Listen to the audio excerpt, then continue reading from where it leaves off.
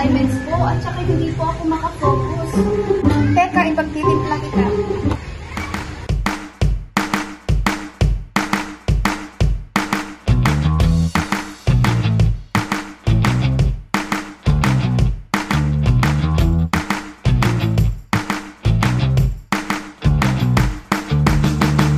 Birch tree, masarap, masustansya at pampasigla. O eto, inumin mo, makatutulong to sa'yo.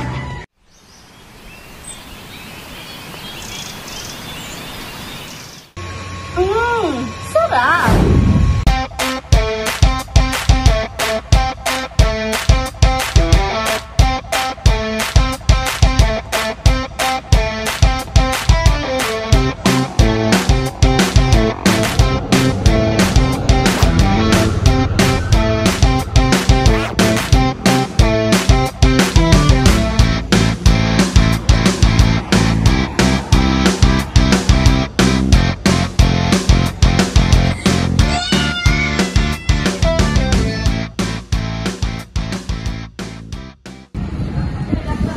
Uy, te! Wagag na? Hindi ka siguro nag-keratin, no? Oo. Paano na kaya to? Wait. Ito, keratin, try mo para enjoy mo ang moment at maging fresh ka everyday.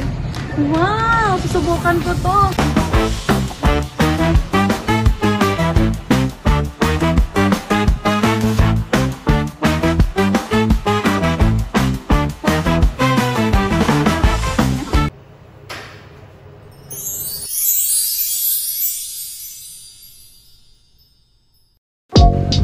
Para smooth at para di buhaghag ang ating hair, mag-keratin.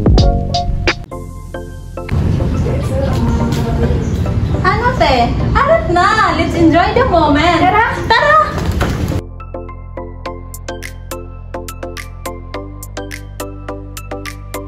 Keratin Plus.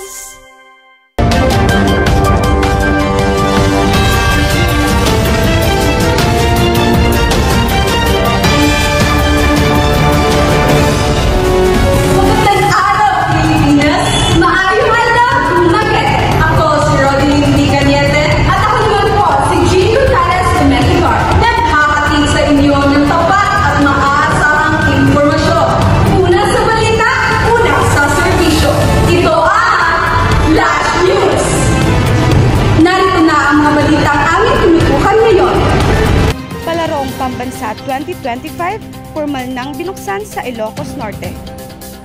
Isang sikat na content creator na himatay habang nagla-live sa Facebook. Matinding init na mataan sa Bulacan. Showbiz update. Isang famous content creator na si Michael Montefalco na himatay habang nagla-live sa kanyang Facebook account. Para sa iba pang detalye, narito si Ginessa Catalina. Nag-alala at natensyon ng mga netizen nang biglang nahimatay ang isang content creator at TikTok star na si Miko Montefalco habang nagla-live sa Facebook. Nangyari ito nitong nagdaan ng Lunes ng gabi, Mayo 26, 2025, na kung saan mapapanood na sobrang pag-iyak ni Miko hanggang sa hindi na siya marinig viewers online. At makikita rin sa naturang video na pumasok ang kanyang kasama sa loob ng kwarto at tinangka pa siyang gisingin. Ngunit walang response ang blocker at sinubukan din siyang gisingin ng kanyang anak, ngunit wala pa rin nangyari. At para sa karagdagang detalye, narito si Ninya May Serencio. Maraming salamat, Ginessa. Samantala, ay nagbigay naman ang update ng kaibigang content creator ni Miko na si Daniel Loden, mas kilala bilang Mentor Daniel, sa pamamagitan ng isang video matapos nga siyang itag ng mga followers ng vlogger. Ani ni Daniel ay natakbo naman daw kaagad si Miko sa ospital. Kahapon ng madaling araw, ika-27 ng Mayo, ay nailabas na rin si Miko sa ospital. Ngunit wala pa rin siyang ibinabahaging update patungkol sa tunay na nangyari sa kanya. Naging hot topic si Miko sa social media, nantad niya sa publiko ang umano'y panloloko ng kanyang mister na si Patrick Bernardino. Balik sa inyo, Chin. Sino kaya ang mas lamang? Ang totoong anak?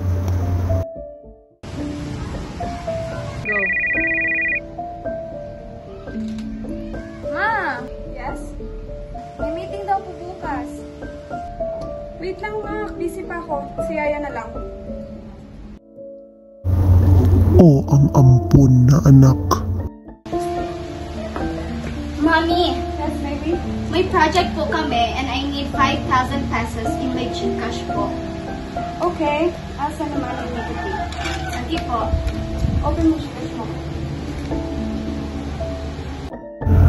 Ano kayang pagmamahal ang kailangan nila? Palibhasa kasi, ampun ka lang, ampun nga lang, pero binibigay naman lahat gusto ko. Eh ikaw, halika na dito! Inihahandog sa inyo ng teledrama The Legal Daughter. Abangan.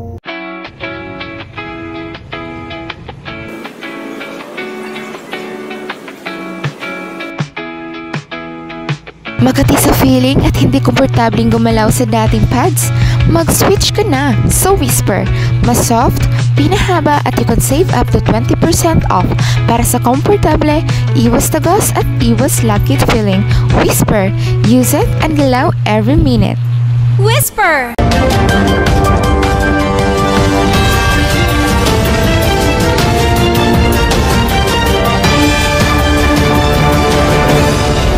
Nagbabalik ang Flash News.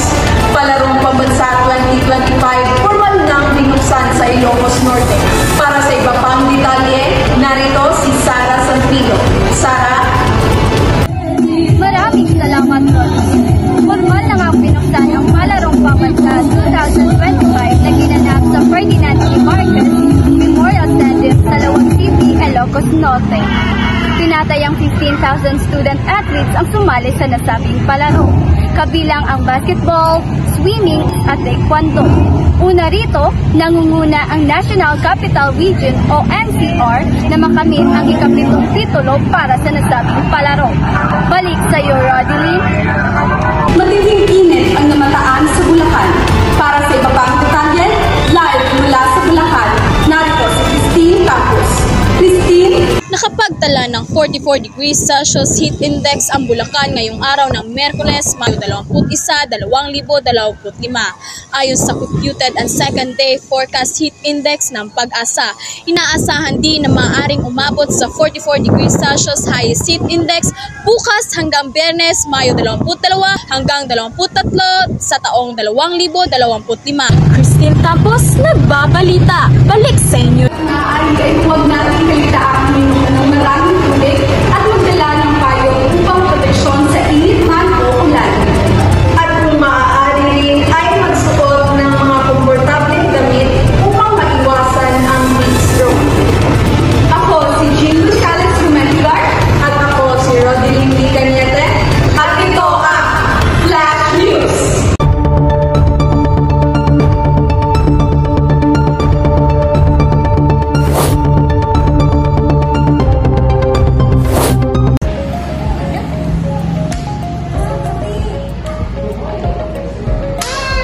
Masarap ba? Masarap? Masarap ba ako? Uy, huwag kang magtinulong, masarap ka! Mag-off ka!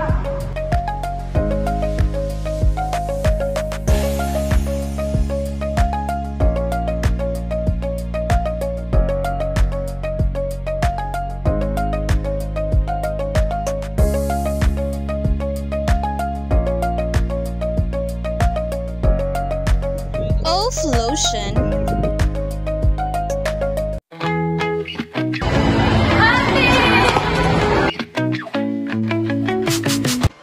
Amoy pawis? Amoy araw? Ang baho ng kapatid ko.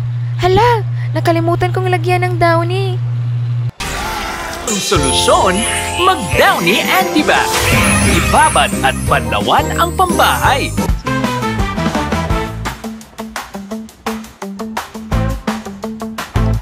Downy Antibac. Bye-bye, Virus!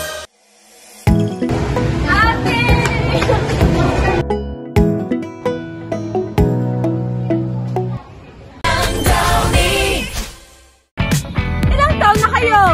3! Dahil 3 na kayo, anong gagawin? Pag 3 mataas, mag-Bonakit Preschool 3+. Para may laban, mag-Bonakit Preschool 3+.